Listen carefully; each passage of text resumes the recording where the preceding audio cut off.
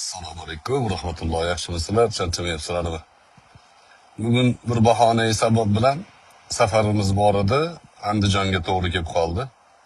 Andijonda yaqin do'stlarimiz bir-birimizga ko'p ko'rishib, tanishib yurmagan bo'lsak-da, ijtimoiy tarmoqda bir-birimizni hurmat qiladigan do'stlar bilan nonushta qildik. Nonushtani qilib bo'lsak, to'satdan Andijonda sud haqida xabar kelib qoldi. Tasodiflar tasodif bo'lmaydi. Hamma narsa reja bilan bo'ladi. Eng katta reja Alloh taoloning rejasi. Biz uni oldida ya'ni doim bo'ynimizni egamiz. Alloh taoloning adolatiga qoyil. Xo'p, sud jarayonlariga qatnashdim men. To'g'rirog'i xalq dardidanmiz degan odamlarni aslida jig'ildan dardida ekanligini shu jarayonlarda ko'rdik. Siz azizlar bilan, siz qadrdonlar bilan buni holatini kuzatdik.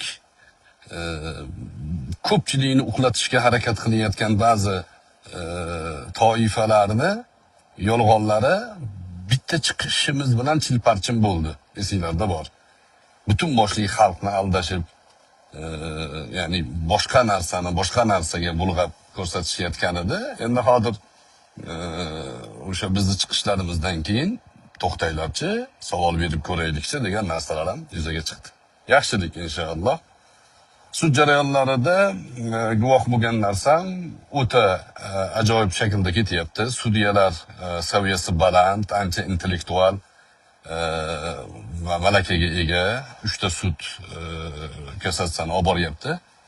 Advokatlar ham o'ziga yarasha, jabrlanuvchining ham advokati o'ziga yarasha, prokuror qatnashyapti. Kuzatamiz, endi albatta qonun ustuvor bo'lishligi tarafdorimiz.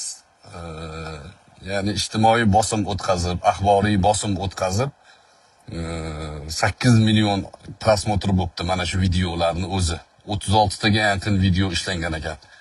Sud u yoqda ketavergan, tashqarida 36 ta video qilishgan. Videolarni bir ayolni gapirtirib, muzika qo'yib, orqasidan xo'rlayvermang, mening ham o'g'lim bor deb ashulalarni qo'yishgan. Hali sud tugamadi, hali xorlanganmi yo'qmi u bilmaymiz uni. Lekin mana shunaqangi bosimlar bo'lgan. Endi hozir menimcha xolis ketyapti. Qatnashishimiz sababi shu vaziyatlarni, shu holatlarni xalqimiz ham bilsin. O'zbekistonning qonun ustuvor, kassatsiya juda ajoyib shaklda ketyapti. Sizlar nominglardan qantaşib qo'ydim. Rozi bo'lasizlar. Payshanba kunga qoldirilibdi ekan. Tanaffus e'lon qilindi. Biz safarimizni davom ettiryapmiz. Sizlardan duo umididamiz. Yaxshilik bo'lsin, adolat qaror topsin. Qaysi jamiyat kuchli jamiyat? Qonun ustuvor bo'lgan jamiyat kuchli davlat bo'ladi. Qonunga kimdir daxl qilsa, ta'sir o'tkazsa, kimdir shallaqiliq qilsa, o'shandan qo'rqib, uni foydasiga hukm chiqarib oladigan jamiyat bo'lsa, u parokanda bo'ladi. Qonun qog'oziga qarab, hujjatga qarab, dokumentga qarab hukm chiqaradi. Umid qilamiz yaxshilik bo'ladi. Barchalarga tashakkur. Alloh taolo adolatiga iymonimiz komil. İnsanlarning adolatsizligini jazosi ham muqarrar. Buni ham tajribada ko'rib kelyapmiz. O'zinglarni ehtiyot qilinglar. Barchalarga tashakkur. Yana yaqin kunlarda diydorlashguncha salomat bo'linglar. Assalomu alaykum va rahmatullohi va barakatuh.